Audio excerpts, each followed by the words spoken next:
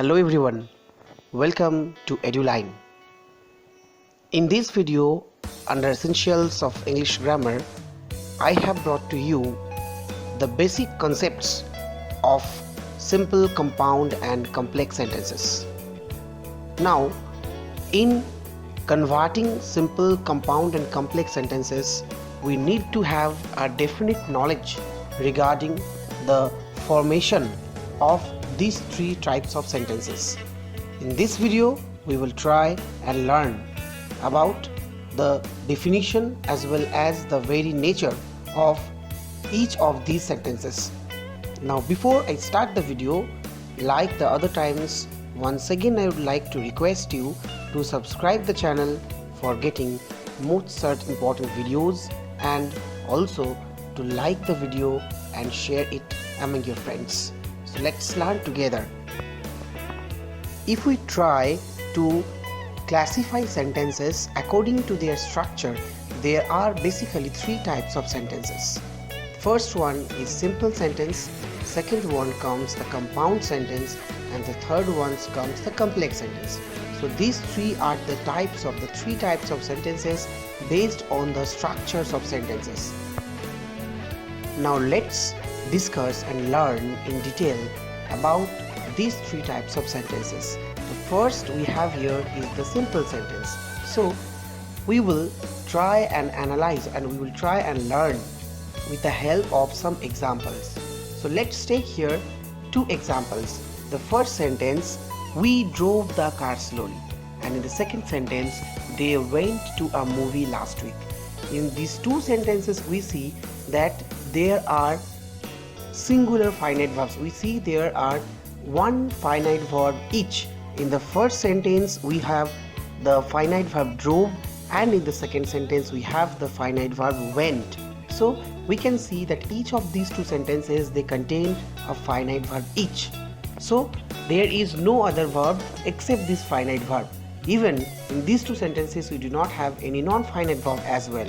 So as far as finite verb, we already know that we all know a finite verb is a verb of complete action. So these two sentences, both of them have a finite verb each.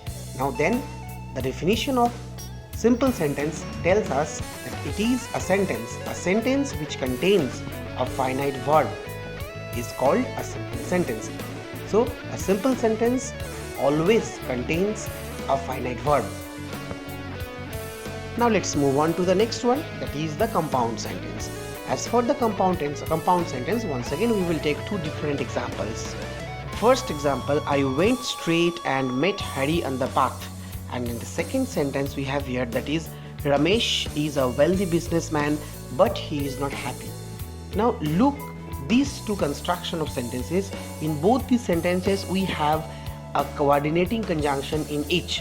We have one coordinating conjunctions in each of these two sentences. In the first sentence we have and also in the second sentence we have but.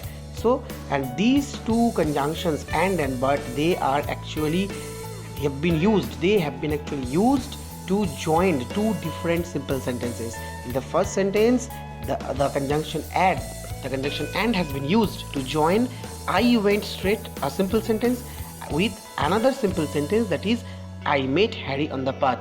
And in the second sentence as well, the coordinating conjunction but has been used to join two different sentences. The first simple sentence, Ramesh is a wealthy businessman, and the second simple sentence, he is not happy. So basically what we see here, that a compound sentence is a combination of two or more simple sentences, and these combination of simple sentences, they take help of a coordinating conjunction. If we try to know the definition of a compound sentence, we must remember that a compound sentence, when two or more simple sentences are joined together using the coordinating conjunctions like and, but, or, still, yet, nevertheless, either, neither, so, for, therefore, these coordinating conjunctions.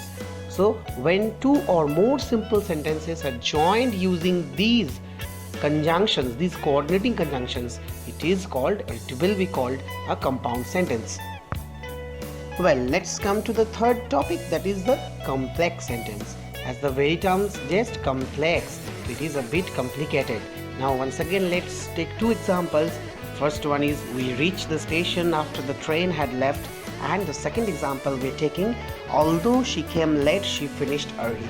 In these two sentences we can see that both these sentences they contain an independent clause along with a dependent clause.